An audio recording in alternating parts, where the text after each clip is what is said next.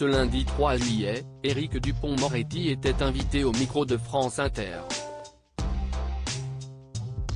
Il a été interrogé sur la réforme de la justice, qui est examinée dès aujourd'hui à l'Assemblée nationale et qui a pour but d'accélérer les procédures, notamment en augmentant le budget. Lorsque Nicolas Demorand lui a demandé à quel moment on verra les effets de cette loi, le garde des Sceaux a d'abord assuré qu'il travaille pour améliorer la situation des greffiers. J'avais annoncé un calendrier dédié, à l'automne, a-t-il lancé, en précisant avec conviction que les budgets, qu'il porte depuis 3 ans permettent et permettront d'améliorer la situation.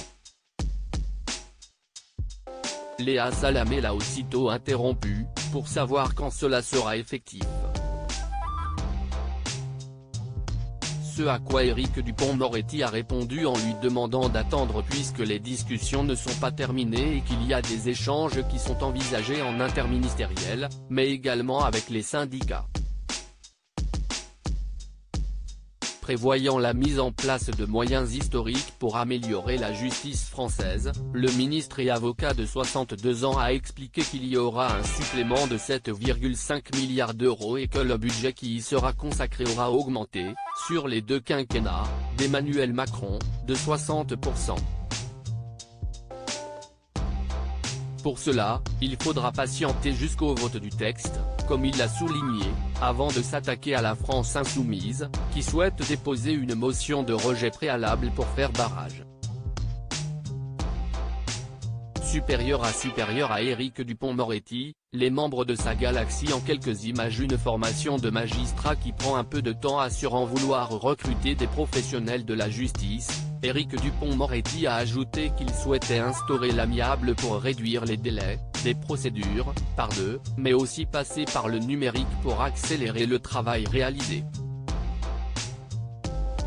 Afin d'obtenir une réponse claire, Léa Salamé est intervenue, donc, on est en 2023, les Français, les greffiers, les magistrats et les avocats verront les effets de vos réformes dans 4 ans, pas avant ? La moyenne des délais, c'est 2 ans pour avoir une affaire traitée, quand est-ce que ça va se réduire ? Le ministre de la Justice a alors lâché un nom, madame. En balançant, en guise d'explication, on ne trouve pas 1500 magistrats sous le sabot d'un cheval. Il faut les former, tout ça, ça prend un peu de temps. Ça ne peut pas se faire en un claquement de doigts. Article écrit avec la collaboration de 6 médias Crédit Photo, Capture Écran France Inter.